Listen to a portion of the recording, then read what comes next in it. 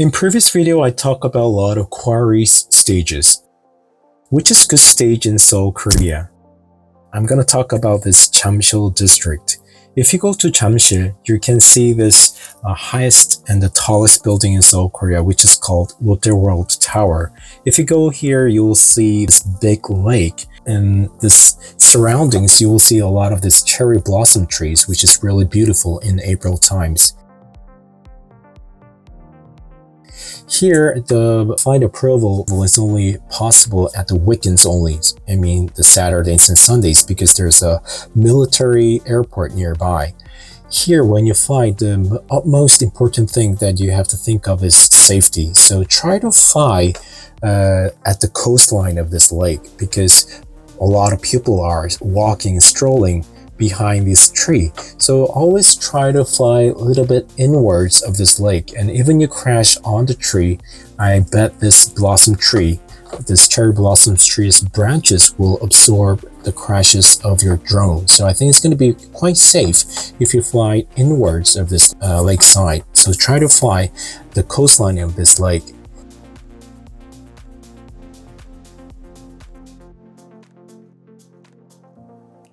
The thing, flying in the city, this kind of safety is the most important factor that you have to always consider of. So try to always fly over the lake only, okay? I think that's very important.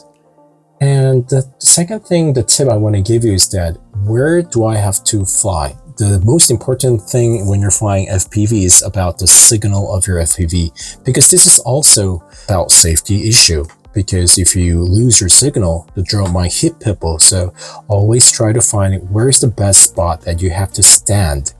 So before I was flying, that time I was flying on this deck, and I was like flying around this cherry blossom trees.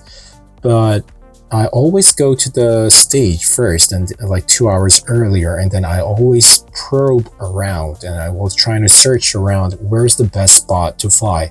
So I think the best spot is on over this top of this buildings. I think that's going to be the best. So I try to go up every building, but the thing was that all buildings were closed, but this building was possible, which was about like 4 stories high.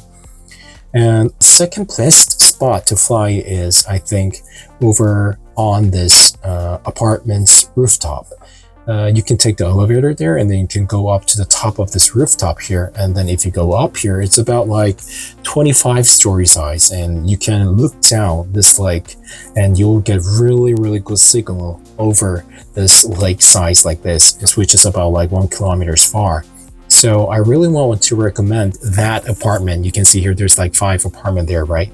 Try to go up there, and it's going to be really nice. If you see my Jamsil stage, which was I took in the winter times, this video, if you click this video, you will see that I'm flying on the rooftop of this apartment. You will recognize that I dive from that rooftop. You can see that, see, I'm coming down from the apartment. And it's also really beautiful to fly here at the winter times also, and it's quite safe because you're flying over the lake. So even though you crash, you're going to crash in the water, so not to the people. And this, there's a Lotte World like that. There's an amusement park like that. So it's quite very beautiful place to fly around in Seoul. And the second thing is that the third tip I want to give you is that that time, what I experienced was that my goggle had only like 50% of batteries, but I thought it could fly more than 3 to 4 minutes, so I flew. But thing was that when I was flying over the lake, my batteries went out and my goggles went out. Like, I was so shocked, but that times I had some experience in flying FPV. So what I did was I trusted my drone. I trusted my DJI FPV. So what I did was that I didn't touch anything in my controller. Yes, I was a little bit freaked out. I was a little bit scared, but still I trusted my drones to my previous experiences. And after like 3 to 4 minutes, I heard my DJI FPV's propeller sound coming towards me. Wow, that was really relieving.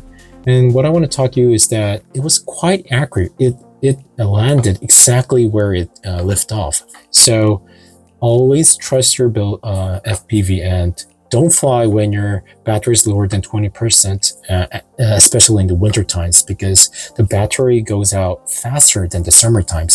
You always have to put this into your notice that it's very dangerous to fly when the battery is lower than 20% of your goggle. And the fourth tip I want to give you is that when you fly in the winter times, your battery should be warm and your drone's motor should be warm. This is very important because, so to do this, always bring a thermal bag and put a hot pack inside there and put your drones and your a lot of batteries inside there and then zip it. And then if it's warm, you can fly like summer times. If DJI FPV like flies for like 3 to 4 minutes, in the winter times, if it's cold, you can fly only like 2 minutes. And so it should be always warm. The battery should be warm and your drone should be warm. The thing is that because like a few months ago, I was flying in the cold mountains, what I experienced was that the thing is that this is really important. Because if you see this my winter video here, what I experienced that day was when I was trying to fly my FPV, but the thing was that there was an error saying that motor has error. Because it's so cold, the motor is cold, that means the electricity does not flow that well. So it cannot have the same thrust as the summer times. So the thing is that you have to like hover, it cannot hover at all. If you just throttle up, pitch up, then what happens is that it just crashes right away when it's trying to lift off. So that happens. So do not fly when your motor is cold. So normally you try to hover for like 5 minutes and then you fly, but that's wasting your batteries, right?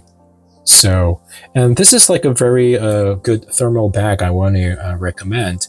So it looks like this. There's kind of like this kind of a silver coating inside, and you can put a hot pack inside here, and you can put your hot pack inside that zipper, and then your drones and your battery is going to be warm. So I really recommend this kind of thermal bags with you in the winter times. And to make it cheaper, like there's also kind of like this goosebumped very silver bag, which is a thermal bag, which is really cheap, a plastic bag. Try to buy that.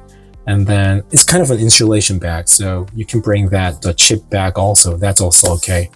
I didn't know this like several months ago, so there was kind of a emergency situation. It's winter times, so always know that this thermal bag is really, really important in flying in winter times. Now let's jump into part 4.